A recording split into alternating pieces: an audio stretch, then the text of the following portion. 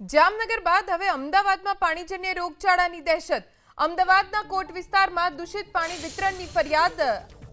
કાલુપુર, દરિયાપુર સહિતના દૂષિત પાણીના વિતરણની ફરિયાદ મળી છે।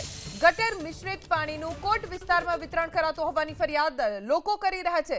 ડહોળું અને દુર્ગંધયુક્ત પાણી આવી રહ્યું છે। ગાંધીનગરમાં ટાઇફોઇડના કેસ આવ્યા બાદ પાણીની ગુણવત્તા સુધરી હતી। થોડો સમય બાદ ફરી દૂષિત પાણીનું વિતરણ શરૂ થઈ ગયું હોવાનું સ્થાનિકો કહી રહ્યા છે।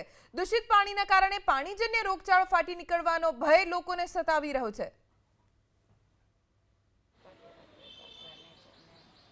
અમદાવાદના કોટ વિસ્તારમાં દૂષિત પાણી આવવાના કારણે સ્થાનિકો હેરાન પરેશાન થઈ ગયા છે। અમદાવાદના દરિયાપુર હોય કે પછી કાલુપુર વિસ્તારમાં આ ગંદુ પાણી આવવાના કારણે મહિલાઓ છે કે જે ત્રાહિમામ પોકારી ઉઠી છે। જો કે છેલ્લા કેટલાય દિવસથી પાણી કાપ હતો અને પાણી કાપ બાદ જ્યારે પ્રશાસને પાણી આપ્યું એ પણ દૂષિત આવવાના કારણે લોકો હેરાન પરેશાન છે। બા કેટલી મુશ્કેલી પડી રહી છે? મુશ્કેલી તો પડી એટલી બધી કે ના પૂછો વાત। એટલી અમારા ઘરમાં છોકરાઓ નાના કોઈ બી મહેમાન આવે તો એને પાણી કેવું હાલવાનું? આવું પાણી આપણે પીએ તો બીમાર તો પડવાના જ, બરોબર? બીમાર પડશે તો કોઈ અમારામાં આવશો? કોઈ આવીને કંઈ કરશો અમારું? આ પાણી અમારે હવે કેવી રીતે વાપરવાનું? વાપરવાનું તો ઠીક છે, પીવાની એક બાજુ વાત ગઈ। કપડાં બી નહીં ધોયા અમારે કોઈ આટલા એરિયામાં।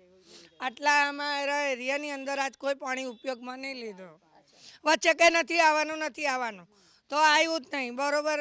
એક દિવસ તારીખો બદલે ના બદલે એવું તો ના ચાલે ને। છેલ્લા કેટલા દિવસથી પાણી નહોતું આવતું અને એ વખતે કેટલી મુશ્કેલી પડતી હતી? પડી હવે ઉઠીએ ત્યાંથી પાણી જોઈએ, પાણી માટે ક્યાં જઈએ?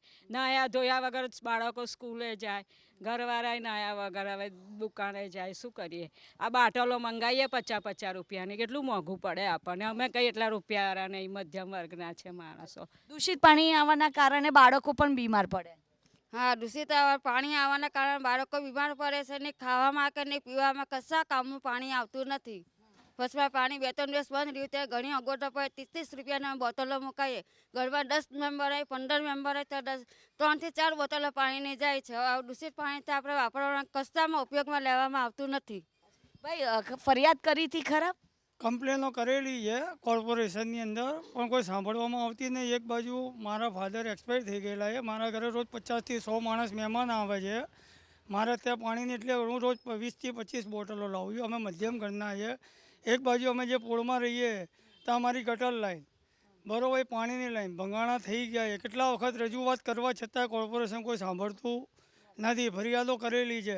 એક ફરી કોર્પોરેશન અહીંયા પોળનો ઉલ્લેખ કરે તો અમારી ટોટલ ગટર લાઈન બેન્ડ થયેલી છે। જેના હિસાબે આ તો પાણી આજે ડોળું આવ્યું સરકાર તરફથી, પણ અમારે તો રોજ ડોળું આવે। કેમ કે અમારી ગટર લાઈન પાણીની લાઈન આ પોળની એક થઈ ગઈ છે, ભાગી ચૂકેલી છે। એટલે અમારે તો 365 દિવસની આ ફરિયાદ છે, પણ કોર્પોરેશનમાં રજૂઆત કરવા છતાં કોઈ સાંભળતું નથી।